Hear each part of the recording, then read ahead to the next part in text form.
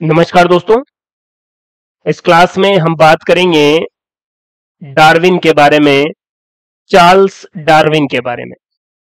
Exam में यहां से किस तरीके के क्वेश्चंस पूछे जाते हैं और किस क्लियरिटी के साथ चीजों को आपको देखना है, इस वीडियो को आप बार बार रिवाइज करके पढ़ें।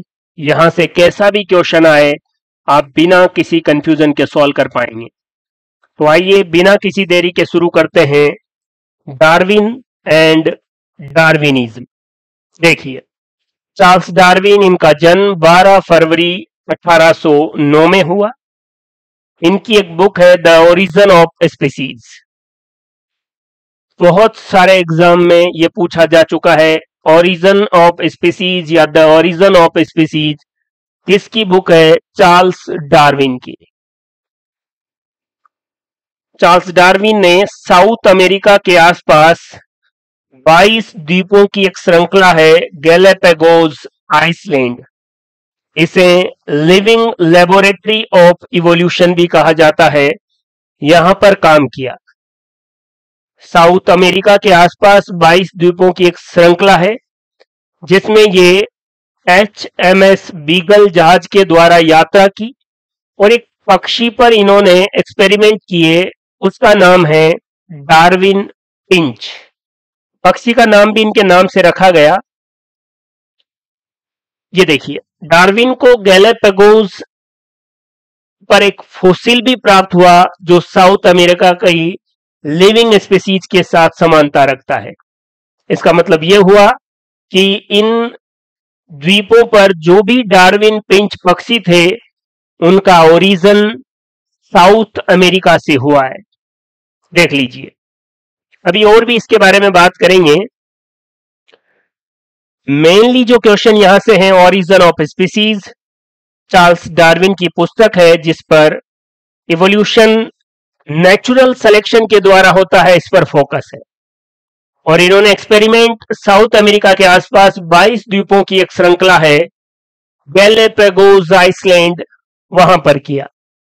देखिए, डार्विनिज्म या डार्विनवाद, origin of species by natural selection, बहुत ही महत्वपूर्ण बात है। डार्विन के अनुसार नई जाति का निर्माण प्राकृतिक वर्ण या प्राकृतिक चयन या नेचुरल सिलेक्शन से हुआ है। इसके लिए कुछ पॉइंट्स उन्होंने दिए। पहला है ओवर प्रोडक्शन और एनॉर्मस फर्टिलिटी। किसी जीव के अंदर बहुत ज्यादा उत्पादन की क्षमता होती है। फिर जितने भी जीव हैं उसमें स्ट्रगल फॉर एग्जिस्टेंस, अस्तित्व के लिए संघर्ष होता है। Variations and heredity, survival of the fittest और नेचुरल सिलेक्शन होगा और उसके बाद ओरिजिन ऑफ स्पीसीज, नई जाति का निर्माण होगा। डार्विनिज्म को आप ऐसे भी समझ सकते हैं, 1 लाख बच्चों ने फॉर्म भरा, enormous power of fertility, struggle for existence, सब एग्जिस्टेंस रखने के लिए तैयारी करेंगे, आपस में कंपटीशन करेंगे। फिर सिलेक्शन उसी का होगा जो सबसे बढ़िया होगा और फिर एक नई स्पीसीज बन जाएगी। ऐसे ही डार्विन ने जीवों के बारे में कहा। देखिए, इसको आप ऐसे भी समझ सकते हैं कि मान लीजिए किसी मेंढक ने बहुत सारे अंडे दिए, तो ये पहली बात हो गई, ओवर प्रोडक्शन या एनॉर्मस फर्टिलिटी। सैकड़ों की संख्या में अंडे दिए, कुछ अंडे पानी में बह गए, कुछ को मछलियों ने खा लिया, तो ये हुआ स्ट्रगल ऑफ एग्जिस्टेंस। मान लीजिए उनमें से 10 टेडपोल लार्वा बने, अब उन्हें भोजन के लिए भी संघर्ष करना पड़ेगा। वेरिएशन एंड हेरिडिटी, कुछ ऐसी वेरिएशंस और वंशानुगत चीजें भी है जो उनको स्ट्रगल में मदद करेगी। और फिर वही इंडिविजुअल जिंदा रह पाएंगे जो सबसे फिट है। इसी को कहा जाएगा नेचुरल सिलेक्शन। और फिर इस प्रकार ओरिजिन ऑफ स्पीसीज, नई जाति का निर्माण हुआ। देख लीजिए, अब एमसीक्यू जब क्वेश्चन आए तब आपको ये पॉइंट्स एज इट इज याद रखने हैं। डार्विनिज्म में आपसे ये भी पूछा जा सकता है कि ऑर्डर क्या है, over production, enormous fertility, struggle for existence, variation and heredity, survival of the fittest and origin of species. Clear है? जब एग्जाम एमसीक्यूज बेस्ड हो तो हमें चीजों को क्लियरिटी के साथ देखना है। एक क्वेश्चन है, 4 ऑप्शन है, हमें पता करना है कि इस क्वेश्चन के लिए सही ऑप्शन कौन सा हो सकता है। अगर आप चीजों को क्लियरिटी के साथ देखेंगे तो आराम से हो जाएगा। पहला पॉइंट था ओवर प्रोडक्शन और एनॉर्मस फर्टिलिटी।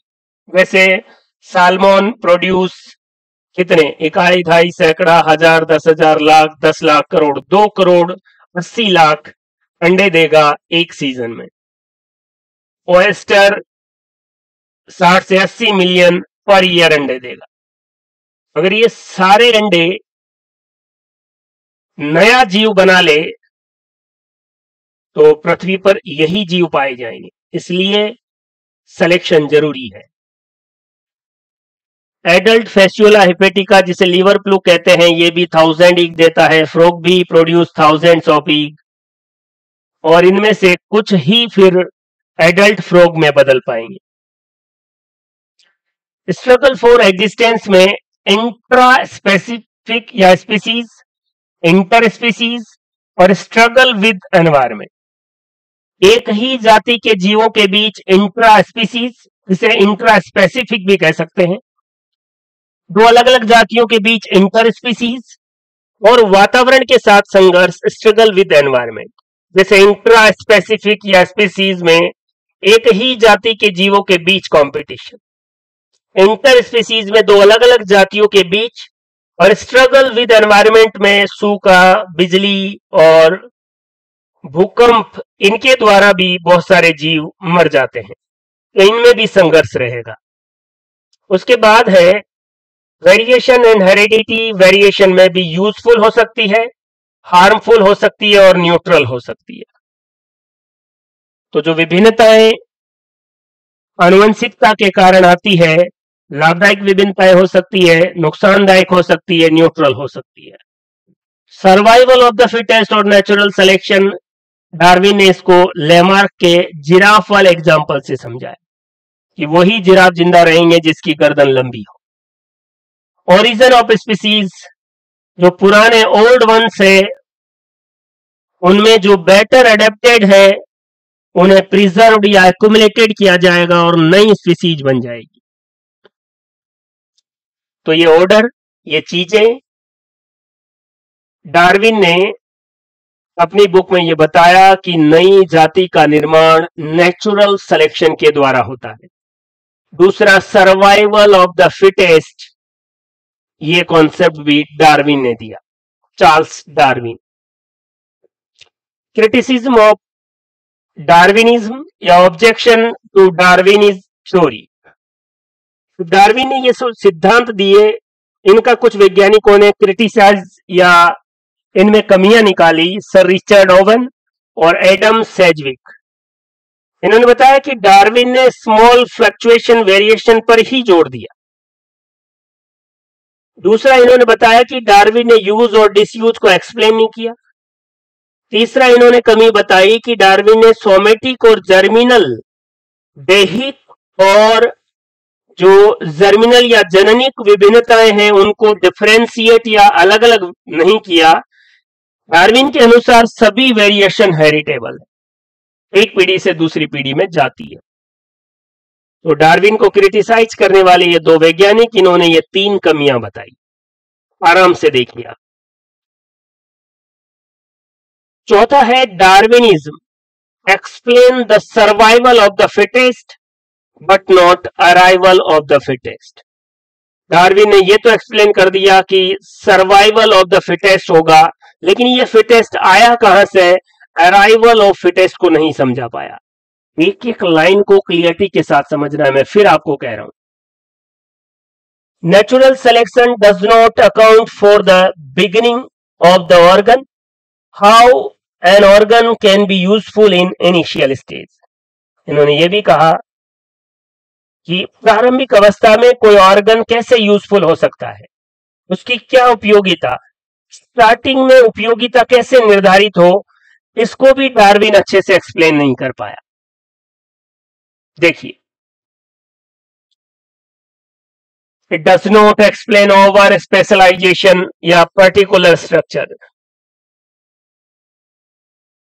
कुछ ऐसी संरचनाएं होती है जीवों में जो बहुत ज्यादा ओवर स्पेशलाइजेशन हो जाता है उनका, जैसे एग्जांपल है एंटलर ऑफ आयरिस डियर। हिरन के जो है बारहसिंगे में जो सींग होते हैं काफी अच्छे तरीके से और बड़े होते हैं, ऐसा क्यों हुआ, इसकी क्या जरूरत थी, ये भी डार्विन एक्सप्लेन नहीं कर पाया। जलीय जीवों से स्थलीय जीवों का विकास कैसे हुआ, इसकी भी व्याख्या नहीं हुई। सेक्सुअल सिलेक्शन, लैंगिक चयन। सेक्सुअल सिलेक्शन के दौरान नर या मादा एक दूसरे के काउंटर पार्टनर को कैसे सेलेक्ट करेंगे, इसके बारे में भी डार्विन ने कुछ नहीं बताया। तो ये डार्विन के सिद्धांत की कुछ कमियां थी, या यूं कह सकते हैं बाकी वैज्ञानिकों ने इन कॉन्सेप्ट के आधार पर डार्विन को चुनौती दी और क्रिटिसाइज किया। Darwin proposed 3 additional theory to explain certain objection. जब इतने ऑब्जेक्शन आए तो डार्विन ने 3 और थ्योरीज दी। पहली है थ्योरी ऑफ सेक्सुअल सिलेक्शन, दूसरी है थ्योरी ऑफ आर्टिफिशियल सिलेक्शन और तीसरी है थ्योरी ऑफ ट्रांसजेनेसिस। ये तीनों सिद्धांत डार्विन ने ही दिए। जब वैज्ञानिकों ने उसको क्रिटिसाइज किया और जो कमियां बताई, उन कमियों को पूरा करने के लिए एडिशनल 3 और थ्योरीज दी। तीनों के नाम आपको याद होने चाहिए, समझना आसान है। Theory of sexual selection, Darwin ने बताया कि male attract the female. Male अपने आप में कुछ ऐसे फीचर डेवलप करता है ताकि वो फीमेल को अट्रैक्ट कर सके। Brilliantly coloured feather of peacock, मोर में जो उनके पंखों का रंग है, उनका कॉम्बिनेशन है, वो फीमेल को अट्रैक्ट करता है। एंटेलर इन मेल डियर, जो नर हिरण है उसके सींगों की बनावट मादा को अट्रैक्ट करेगी। Beautiful and brightly coloured band on the body of tiger, tiger के ऊपर जो धारियां हैं अट्रैक्टिव, वो फीमेल को अट्रैक्ट करने के लिए जिम्मेदार है। मैन इन लॉइन, शेर के सर के ऊपर जो घने बाल है उसे MANE कहा जाता है और ये भी सेक्सुअल सिलेक्शन है। Moustache and beard of in man, मानव के अंदर दाढ़ी और मूंछ का होना। Nuptial pad of frog, vocal sac in male frog. Brood pouch in sea horse, समुद्री घोड़ा जो एक बोनी फिश है, उसमें पेरेंटल केयर पाई जाती है। मादा जो है वो अंडे को ब्रूड पाउच मेल के अंदर डाल के जाती है, तो जिसका जितना अच्छे तरीके से ब्रूड पाउच डेवलप होगा, फीमेल उसी की तरफ अट्रैक्ट होगी। Musical notes produced by male bird, पक्षियों में मेल बर्ड म्यूजिकल नोट्स के द्वारा फीमेल को अट्रैक्ट करते हैं।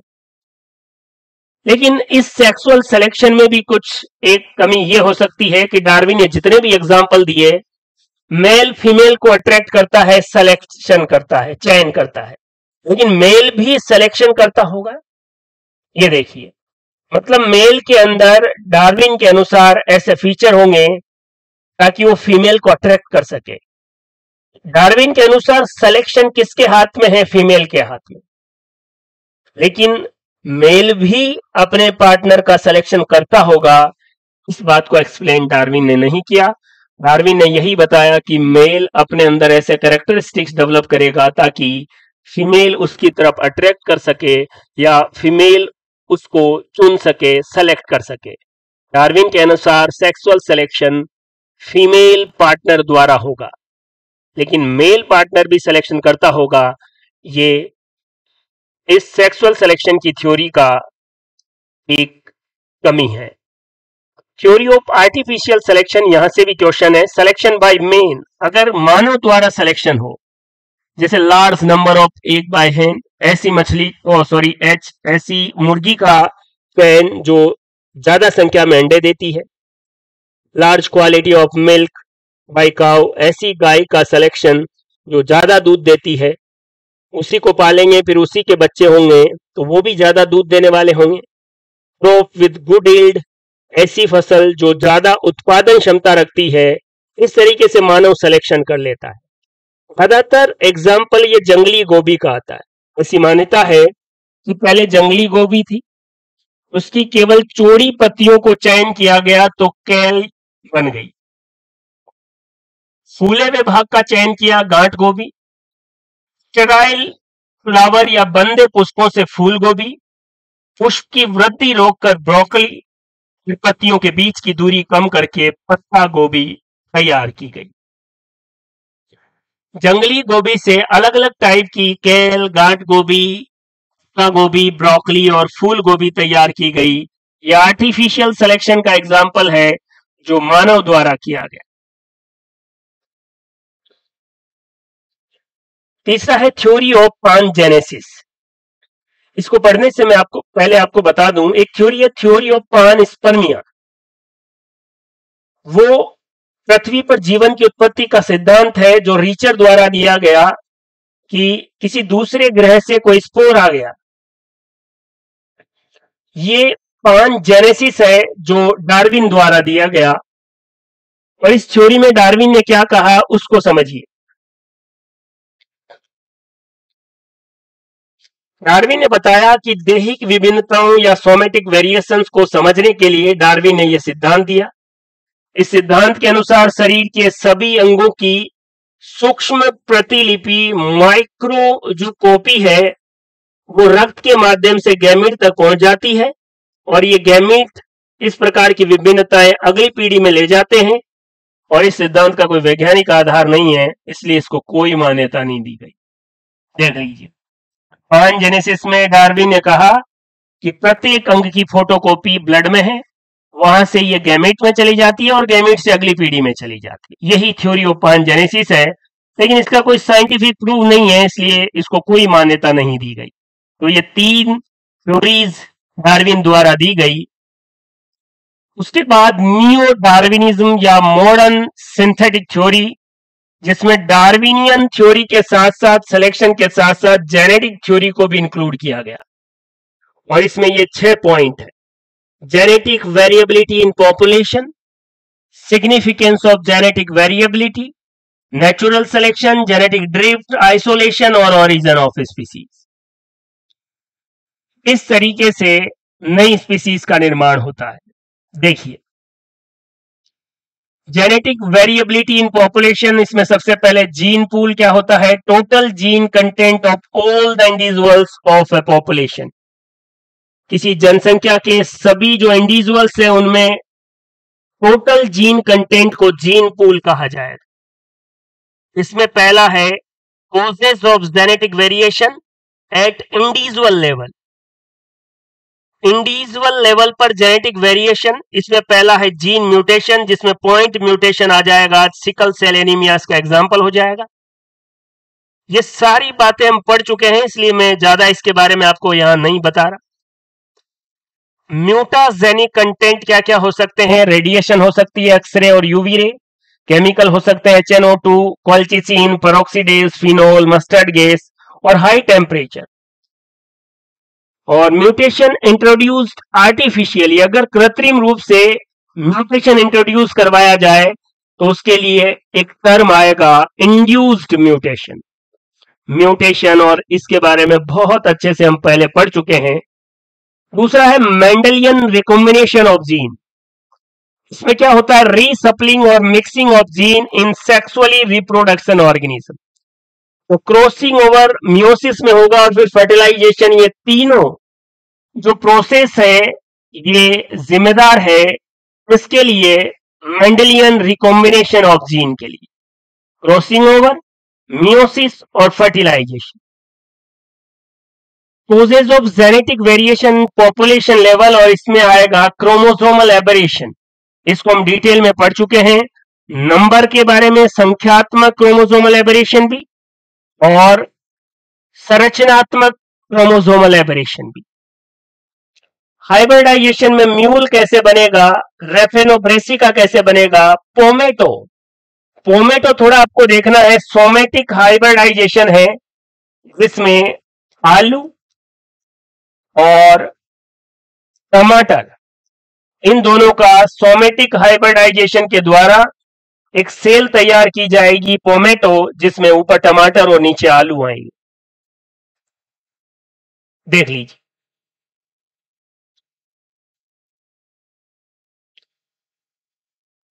आगे आइए। फिर है नेचुरल सिलेक्शन, जेनेटिक ड्रिफ्ट, फिर आइसोलेशन, फिर origin of species. In points के बारे में भी बात करेंगे। एक और है न्यूट्रल थ्योरी ऑफ इवोल्यूशन, जिसे काइमूरा ने दिया। बहुत बार क्वेश्चन है, न्यूट्रल थ्योरी ऑफ इवोल्यूशन किसने दी? काइमूरा ने। इन्होंने बताया कि स्पेशिएशन या नई जाति का निर्माण, जाति उद्भवन, is not due to selection of advantage genotype. अब तक ऐसा लगता है कि जो लाभदायक लक्षण है उन्हीं का सिलेक्शन होता है, लेकिन काइमूरा ने कहा कि हमेशा एडवांटेज या लाभदायक लक्षण ही नहीं, deleterious allele and random selection of neutral allele, neutral allele के सिलेक्शन के द्वारा भी इवोल्यूशन हो सकता है। यही है neutral theory of evolution given by Kimura. Darwin ने हेरिटेबल या सडन जो चेंजेज है उनके लिए एक टर्म इस्तेमाल किया, स्पोर्ट, SPORT। देख लीजिए, ये भी अच्छा क्वेश्चन है। एक टर्म मैंने आपको बताया अभी, जेनेटिक ड्रिफ्ट क्या होता है? Non directional changes in gene frequency. Gene frequency में होने वाले non directional changes genetic drift है। इसमें दो कॉन्सेप्ट है। एक है बॉटल नेक इफेक्ट, कोई नेचुरल डिजास्टर द्वारा किसी एक पॉपुलेशन के अधिकांश सदस्य मर गए, जो बचे हुए हैं उन्होंने फिर से नई जाति का निर्माण किया, इस तरीके का हो गया बॉटल नेक इफेक्ट, याद रखना है। दूसरा है फाउंडर इफेक्ट। इसमें क्या होता है कि पॉपुलेशन के कुछ इंडिविजुअल उस लोकेशन को छोड़कर दूसरी जगह चले जाते हैं, फिर वहां पर नई स्पीसीज का निर्माण करते हैं, इसे फाउंडर इफेक्ट कहते हैं। तो फाउंडर और बॉटल नेक दोनों जीन जेनेटिक ड्रिफ्ट के एग्जाम्पल है। तो पॉपुलेशन, यहाँ के कुछ सदस्य माइग्रेट और न्यू स्पीसीज का फॉर्मेशन।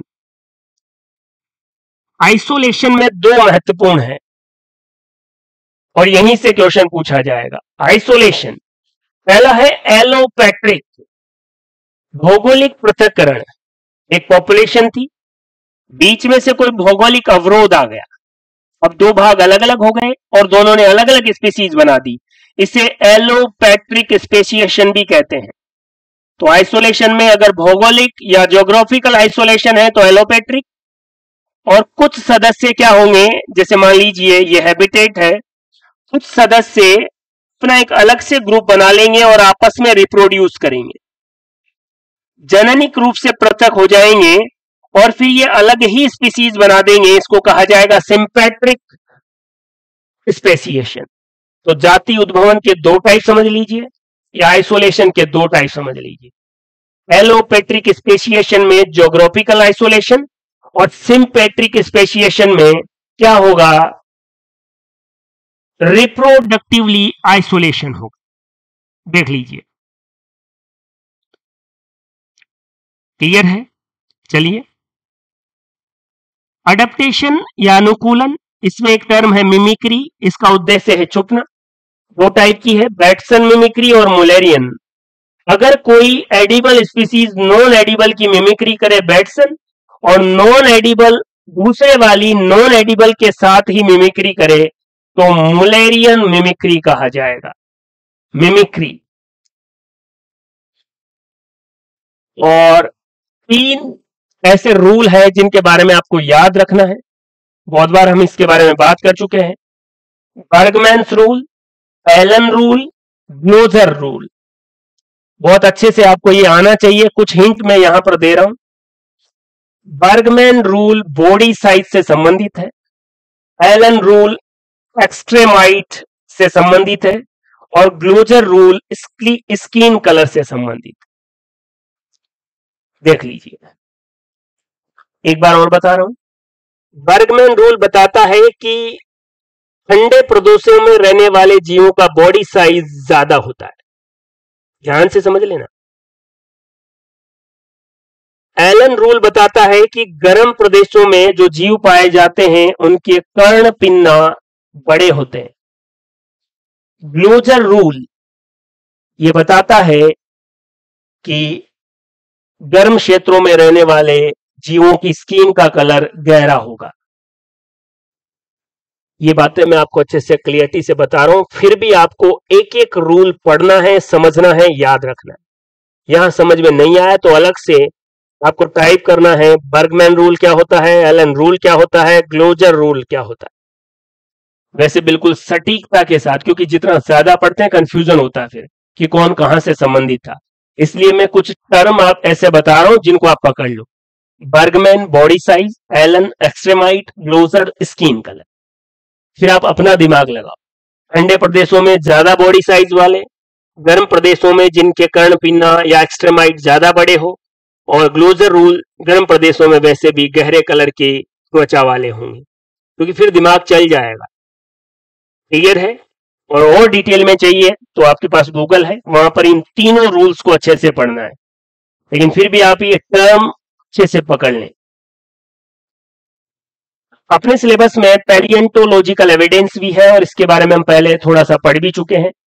फिर से यहां इसलिए बात कर रहे हैं, देखिए जीवाश्म सेडिमेंट्री रॉक्स में, अवसादी चट्टानों में या स्तरित चट्टानों में पाए जाते हैं, और जो चट्टान पहले बन गई या नीचे दब गई उसके अंदर सबसे पुराना जीवाश्म होगा।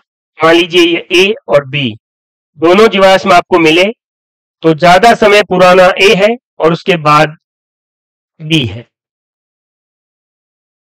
जीवाश्म और उद्भ विकास का डायरेक्ट और सॉलिड एविडेंस है, ये आपको याद रखना है। इवोल्यूशन का डायरेक्ट और सॉलिड एविडेंस फोसिल है। टाइप ऑफ फोसिल में कोप्रोलिथ विशिष्ट पदार्थों का अगर संरक्षण हो जाए, इम्प्रिंट में वास्तविक संरचनाएं नष्ट, केवल बाह्य रूपरेखा ही बची रहेगी, और पेट्रीफाइड में शरीर के कोमल भाग कैल्शियम कार्बोनेट द्वारा आवृत रहेंगे। देख लीजिए। चलिए, ये साउथ अमेरिका है।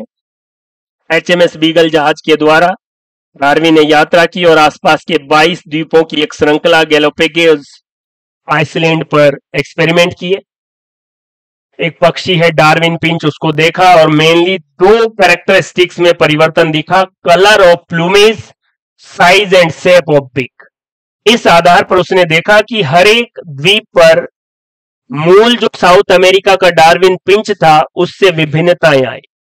तो हुआ क्या होगा कि यहां ये डार्विन पिंच जिस आइसलैंड पर द्वीप पर गया, वहां की जो कंडीशन थी उसके अकॉर्डिंग अडेप्टिव हो गया, अनुकूलित हो गया, और वैसे ही लक्षण बन गए।